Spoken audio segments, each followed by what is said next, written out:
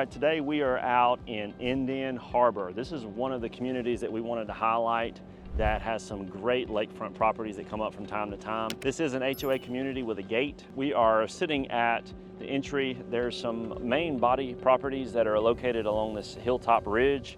As you go into this cove, you're gonna find some canal properties. These will range anywhere from 500,000 up to 2 million. Obviously the 500,000s are usually gonna be on the canals. So this is a community that you need to know about if you're looking for some lakefront properties. We're gonna give you a screenshot to show you where we're at on the lake so you can see where this neighborhood is. And we're also going to go back into the office and show you what this looked like 20 years ago, using some satellite images so you can see how this area fared during the drought. We do some drive-through footage in Indian Harbor to show you some properties that are for sale. And we also do a drive around to show you that it's a mixed community. There's not just gonna be all brick homes. There will be some mobile homes and stuff throughout this community. So it is something important to note. So here we are, we're out here in Indian Harbor. We're going into the cove. The water depth right now is 17 feet as you enter into this cove. So decent water depth. And yeah, we're gonna go into the office and give you some more information, show you what the depths are along the shoreline, and go back a few years and also give you the HOA information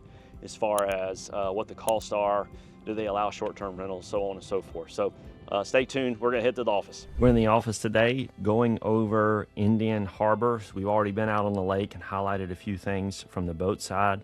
Today we're gonna go look at some drone footage, give you some aerials, and then we're gonna go look at some satellite imagery. So let me go ahead and share my screen with you. And we are gonna start with this here. So we're actually gonna do boots on the ground and show you this house as we're driving on the street. But this is some drone footage that I captured while I was in the neighborhood, and just trying to capture some properties that you can see along this shoreline here in Indian Harbor. So main body access on the lake, so great location there. And we're also gonna fly around and show you that there are some canal inlets for Indian Harbor as well.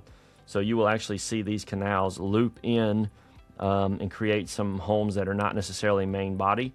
And as those canals get a little narrower, the homes do tend to get a little cheaper. So there are some options like that located in Indian Harbor. Next, we are gonna look at some Google Earth, where we're gonna go back some time and see how these areas looked during some of the droughts. So go back to 22, things look good. 2019, everything looks good. 2016, everything looks good. And here's the drought. So these actually along this shoreline actually look pretty good. Let's see about 2013 here. Yeah, so they got, well, some of them actually still had water access even in the peak of the drought.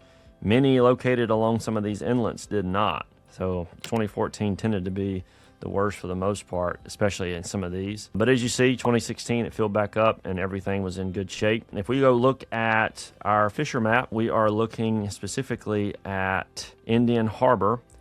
And you know, we got 25 foot here, 5 foot here. You can still see, you know, as we're going down the lake, that where the deep portion tends to be. So that gives you some idea of some of the depth along the shoreline. As you see here, the deepest part of the lake is along this, which is why some of those homes, even in 2014, didn't lose access to the water, is because they're along the deep, you know, channel that is in Lake Granbury. So we're gonna go look at Google Maps here. So we're looking at Indian Harbor right here. There's a couple of things to note. So just for your perspective, I traveled from the boat from De Cordova down the lake to Indian Harbor here. In reality, these two neighborhoods are about as far apart in Granbury as you could be, because, you know, this neighborhood, you got to go down, go around, and go all the way over to De Cordova. So we did it last week, but looking at the lake, as you move up the lake, the geography is a little different. You're gonna have neighborhoods, like there's one that I go to on the shores, which is gonna be right here, and we were, you know, highlighting some properties that were like right here, and we had to travel all the way around the lake to get there, but from car, you literally just go from here to here. So like these properties right here in Water's Edge, you literally are 2 minutes away from this neighborhood here, but it's about a 5 minute, you know, 5 to 10 minute boat ride to get over there. So it's having the geography of the lake, having some perspective of the lake geography versus the drive time highway geography. I think it's helpful. Hopefully you find it helpful. Well, let me give you one more thing. So on the Indian Harbor, you're gonna have some of the similar issues that you had with the bluffs for travel. If you want to go to Walmart, you're going to travel basically down 144 and you're going to go to Walmart right here. It's probably looking at about a 15-minute trip. You're going to have major traffic blocks if you're going during rush hour right up in here. All these areas are going to be some backing up traffic. So if you're going at 4:30, 5 o'clock during the day, it's going to get a little dirty during that time. And school's in season, 3:30, it's going to get busy during that season as well. 7:30 in the morning. So you got to factor that into your trip. If you're wanting to go to HEB from here, HEB is going to be right around this area. You're going to be looking at about a 20 to 25-minute trip without traffic.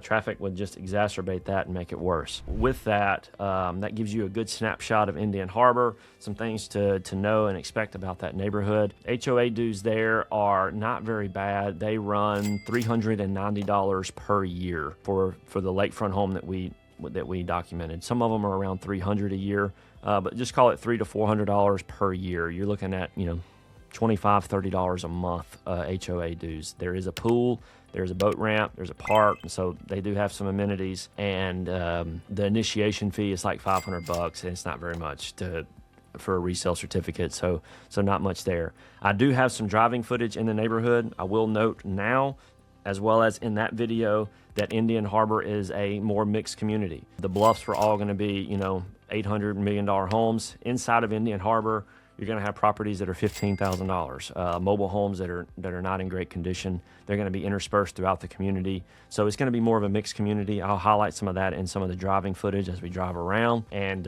with that, I hope you found all this information helpful. If you like the idea of some of these properties around Indian Harbor, let me know. If you have any questions, comments, want me to do any legwork for you, we're happy to do so. Just give me a call, text, or email, and let's go out, take a look at some homes in the neighborhood. And then if you have anything that you need, just let me know. We are driving around Indian Harbor right now. One of the things that some people do not like about this neighborhood is that when it was purchased and started being developed, there were some areas that were grandfathered in that have some pretty rundown areas. So I wanted to show you a few of those just so you could see some of the things in the neighborhood. So we do have some mobile homes that are out here. We have another mobile home that is right up the way here. We have a mobile home here. This is a little area where there's a lot of stack of mobile homes that are not in great condition either.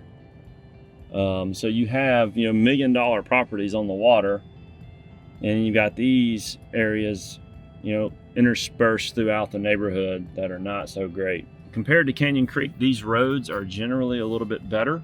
They do allow you to do stuff like park your boats in the driveway like that. It's a lot more lax in the neighborhood, especially compared to some of the other higher end neighborhoods. But you can get some main body properties for a little bit lower price here than you can in some of those areas. It is a gated neighborhood, so you have to have a driver's license or be called in by someone who lives out here or be a realtor.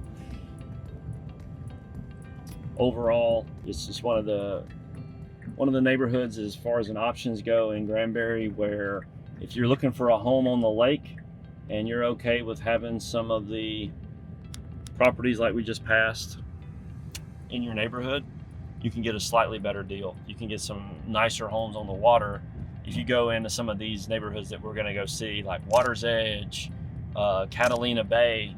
You get a main body property in one of those, like the one we just saw. It's not 1.4, it's going to be 2.3 million, so it's going to be far more expensive because of the area. Anyway, I hope this has been helpful so far. We're going to transition to our next video. Be on the lookout for it. We're going to be wrapping things up with Indian Harbor today, and we have several more in the docket that'll be coming in the coming weeks. All right, we're out here in Indian Harbor.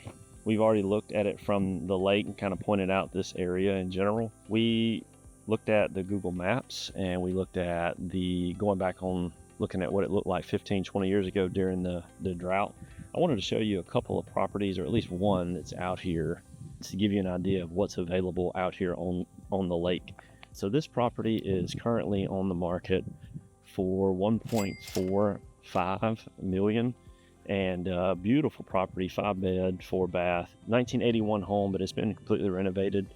Beautiful setup. So it's the sort of thing you can get in this neighborhood. Main body access, beautiful. I'm going to fly up in the drone so you can see this home specifically from the land side. And then, yeah, this gives you an idea. So there's several other homes out here that have access to all the amenities that are not on the lake. We can show you those as well. But as far as lake goes, this is a great little spot. Indian Harbor has some really great lakefront homes on the main body.